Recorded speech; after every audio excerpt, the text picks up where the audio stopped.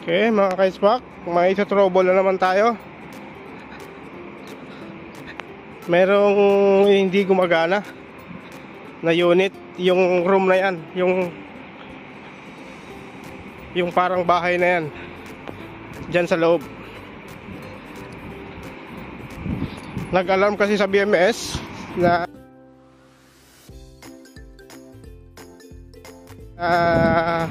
high temperature ang alarm sa BMS. Ngayon i-check natin bakit nag high temperature. Baka yung unit hindi gumagana.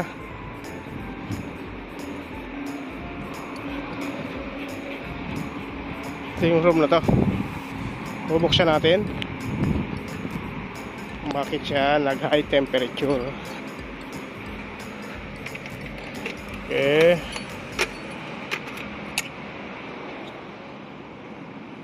Mainit ka.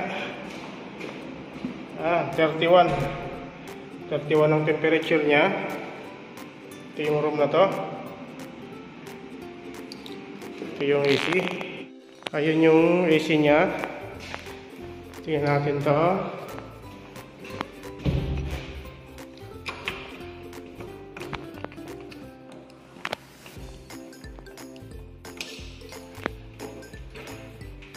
Ayan. May trip yung FCU power. Ito yung power ng unit FCU. Ibig sabihin may problema ang unit. Bakit siya nag-trip? May power dito, may power siya, pero hindi siya gumagana. May power din tong control niya. Yung DDC controller niya may power. Ngayon, i-check natin. I-check natin isa-isa. Ito yung sa load side. Ito yung 1, 2, 3. Ito yung low, medium, high. Yung number 3 is high. Yung number 4 is neutral. Ito yung i-check natin. Saka itong relay. Meron siya, naka-indicate siya. May power yung isa niya, pero hindi gumagana. Tapos trip ito. Trip. Ngayon i-check natin doon. Baka naka-indication lang to. Ngayon, papatayin mo natin to. Patayin mo natin tong in-camera. Tapos yung supply ng 24 volt DC. Ito yung supply nito. Dito yan. Ito, supply ng actuator. Ito yung supply ng actuator niya is 24 volt DC. Okay. Ngayon siya troubleshoot natin kung bakit siya nag-trip. I-session natin to, ito, saka ito. Titingnan natin yung load side niya. Kasi may power siya dito. May power pero nag-trip yung FCU power. Okay, kunin natin itong. Okay. Katulad ng nakaraang upload ko, ganun din ang prosesong gagawin natin. Gagawin natin ay i-check muna natin yung relay. Yung relay, i-check muna natin ang normally open. Normally open, kailangan open to. Okay, wala siyang buzzer. Tapos yung normally close. Titingnan natin kung okay ang relay. So, ibig sabihin okay ang relay. Pangalawang relay, check natin. Okay, normally open. Ayan. Ayan siya. Tapos yung normally close, kailangan mayroon. Okay. Tapos yung pangatlong relay. Check natin. Okay. Tapos yung normally close. Okay, yung normally close.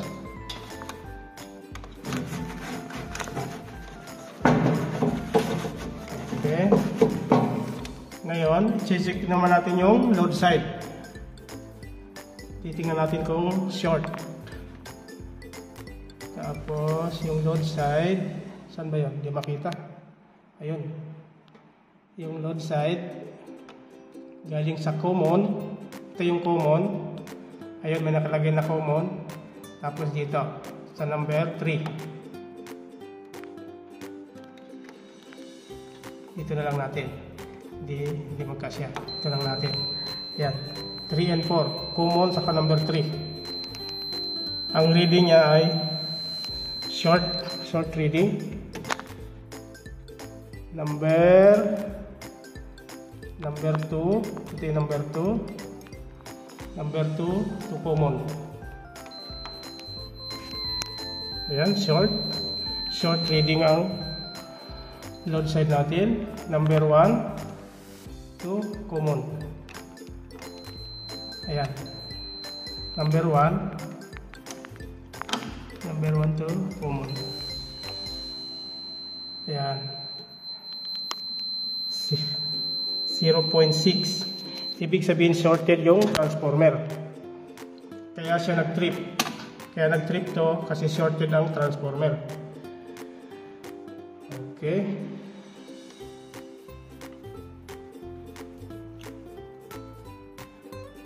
Tapos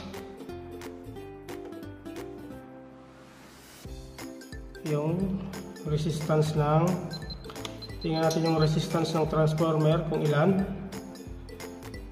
Resistance ng transformer dito na lang 2 and 3 1.1 ang baba, 2 and 1 okay, 0. Sabihin short talaga, shorted ang transformer. Kaya nag-trip siya kasi shorted. Ayan siya. Ulitin natin. Hindi kasi masyado nakita.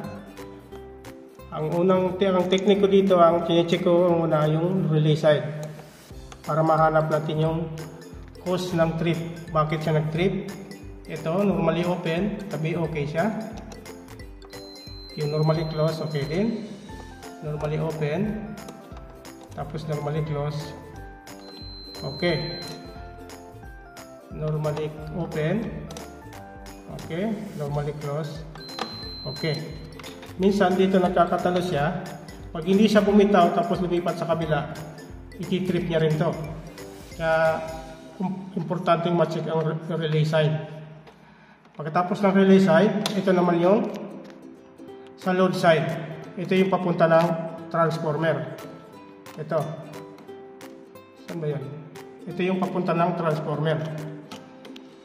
Itong 1, 2, 3, 4. Puro fuse yan. Fuse. Ito yung papunta ng load side transformer. Ito. Ito yung papuntang transformer. Itong apat na to. Ito yung common. Ito yung high side, yung number 3 high, number 2 medium, yung number 1 low speed. Low, medium, high. Yung number 4 is common. Ngayon, na-confirm natin yung load side ay shorted. Ulitin natin. Number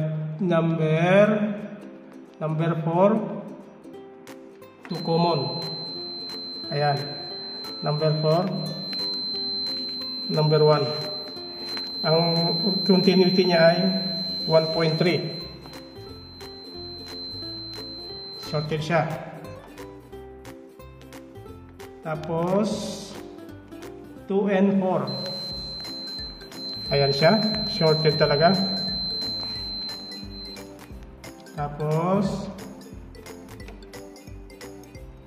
1 and 4. Shorted. Sabihin shorted. Confirm. Shorted ang transformer.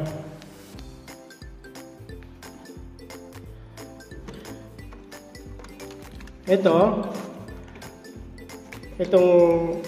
itong 24 volt DC na to, itong 24 volt DC na to supply ay dito. Sinusupply niya ito. Tapos ito naman ay papunta ng actuator sa cooling valve ng FCU. Ito yung papunta ng actuator. Tapos yung sa DDC controller niya ito. Ito yung mag-automatic ng low, medium, high. At mag-automatic kasi itong change ng speed, low, medium, high. Automatic kasi. Pag mainit ang room, automatic mag-high speed siya. Okay? Ngayon, titingnan natin yung kabila. Yung sa unit niya, titingnan natin yung transformer. Kukonfirm natin kung shorted talaga. Kasi base sa reading natin dito ay shorted. Shorted na. Okay? Ito yun, yung FCU. Itong sa taas na to. Tingnan natin.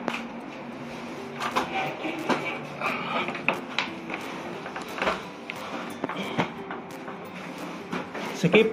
Walang ano.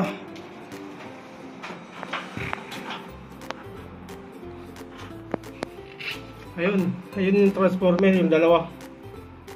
Yun yung check natin. Ano natin kung bakit bakit itindrip ang breaker. Okay. Tatanggalin mo natin tong. Tinanggal ko na yung ano niya, yung cover niya. Yun yung transformer. Yan, check natin. Okay. Yan, natanggal na. Tanggal na yung transformer. Hindi ko na video yung pagtanggal ng transformer. Mahirap. Walang tagahawak ng camera. Ngayon, kaya pala siya nag-trip.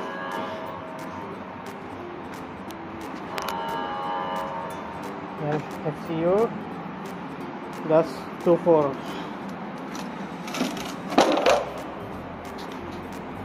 Ayan siya, oh. Kaya siya nag-trip.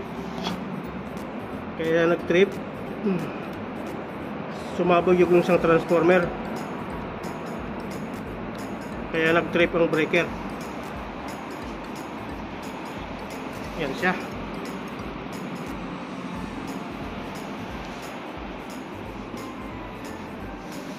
Okay, papalitan natin itong transformer. Dalawa nang papalitan natin. Ito. Sigurado damay na rin yung isa. Okay, palitan muna natin. Ayan, ready na namin. Naka-ready na yung hagdan. Para yakyat to.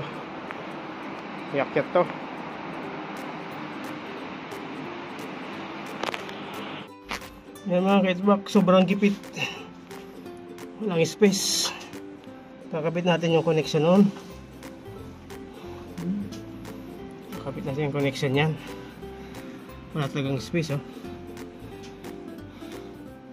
Grabe. Okay, nakabit natin mga ka-HVAC. Kabit natin yung dalawang transformer bago. Hindi ko na videoan yung pagkabit. Walang maghahawak ng cellphone. Okay.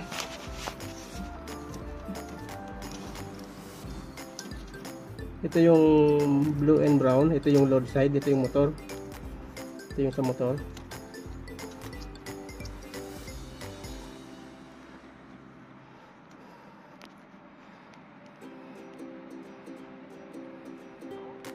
Okay.